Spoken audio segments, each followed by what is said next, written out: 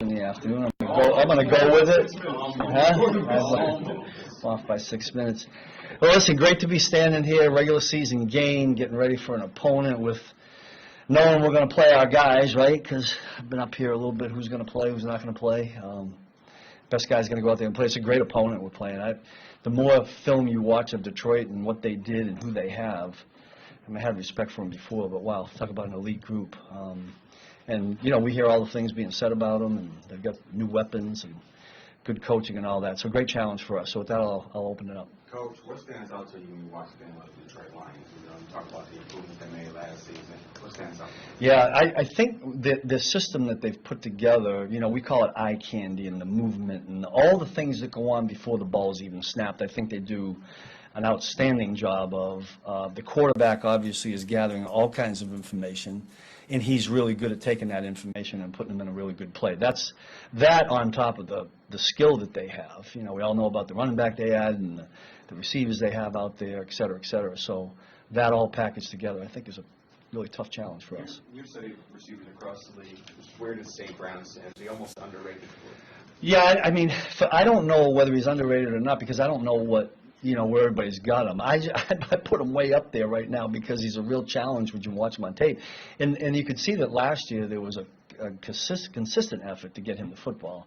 And you're only doing that if you've got tremendous belief in a person. And they've got some returners there, 11, player from Holy Cross. I grew up 15 minutes from Holy Cross.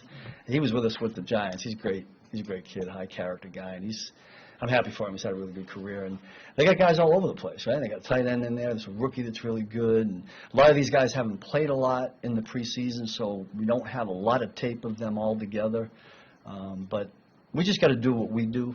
You know, we got to get good at what we do. That's what we got to do. How do you prepare for a guy like Gibbs, a rookie there? But you know, everybody's really excited about him. Andy even talked about how excited he's shooting around everything. Andy would have liked to have had that toy, right? Yeah, for sure. How do you prepare for a guy like that? You don't have much tape on him. Yeah, we and he didn't play a lot in the preseason. There were a couple of snaps there, but we have looked at Alabama film. They found ways to get him the ball out on the perimeter. We would expect that this team would do the same thing. He's really good with the ball in his hands. You know, we got to try to. You know, I mean, it's eyeballs on number 26 when he goes in the game. That's one of the things we've been talking about. Know where he is and if he's in the game, because we certainly think with a guy that's explosive, they're going to try to find ways to get him the ball. Neil Farrell, what kind of player are you getting? Yeah, tough. It's a little bit of an unknown. Big, you know, big, strong football player. We'll see. We really haven't had him for that long. Joe's had him in the meeting room. He seems like he picks up things pretty well, but it's an unknown right now. And we'll see where we can get him to, you know, by the time Thursday rolls around, and we'll have a better idea then. The expectation for LJ to be on some sort of pitch counter, do you feel like he can do the full breadth? It's a good question. I'm going to leave that up to LJ because, you know, listen, we want him healthy, and he practiced really well yesterday. I think you guys probably saw a little bit of it, and he's doing real well, so fingers crossed. But when he's out there, he makes a difference. What's your defensive line rotation going to look like? Some new guys in there mixed in?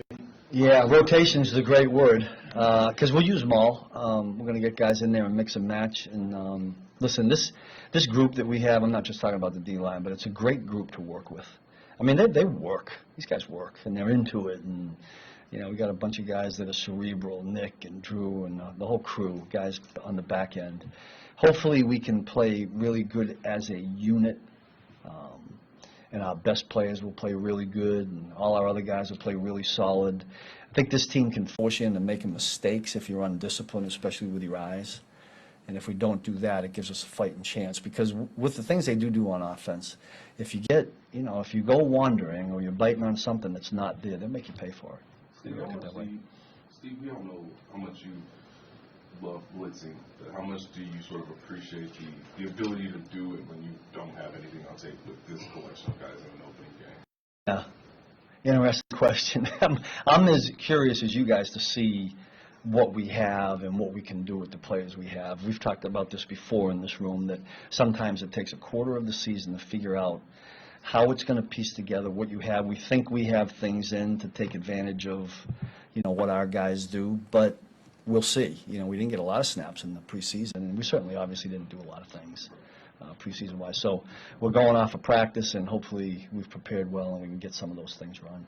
I think last time we talked to you in here, the roster was still big. You hadn't made your cut down yet. Chris wasn't here. We asked if he wasn't here, if you had enough. He's not here now. It doesn't look like he'll be here by Thursday to play. Do you have enough on your line to do what you guys need to do without him? Well, listen, I'm going to go back to, this is what we really firmly believe. If we play as a unit, I mean 60, 65, 70 plays as a unit, not guys trying to do their own thing. If guys do what they're capable of doing, we can play good defense. We all believe that. And then hopefully there's a couple of exceptional plays in there for us, not the other way around. And then I think we will have played well, good enough defense to win. But we'll find out. I got a lot of love working with them. And these guys got a lot of confidence. We want to just go out. The game can't get here soon enough. I mean, you guys could almost feel how long it's taken, right, since the last preseason game. So we feel like you guys do. The cornerback position, now that you have LJ back, it's Trent and LJ, you guys are looking for that third. Will Joshua Williams get the first shot? Josh and Jalen will both be in and out of there, yeah. Just in a rotation? Yeah, pretty much. I mean, we're going to play. We'll play as many guys as we can. I kind of believe in early in the year getting as many guys out there. But we did that, if you guys remember, we did a little bit with Darius Harris last year because Willie was with us early and then he had the games where he was down. But I think it's important to do, because somewhere along the way here during the season, we're going to get dinged. Guys are going to get hurt. And it'd be nice to know that guys that are going in have a little bit of solid background of playing some snaps. Couple more. Oh, I warm out. Going 1, 2, we're done.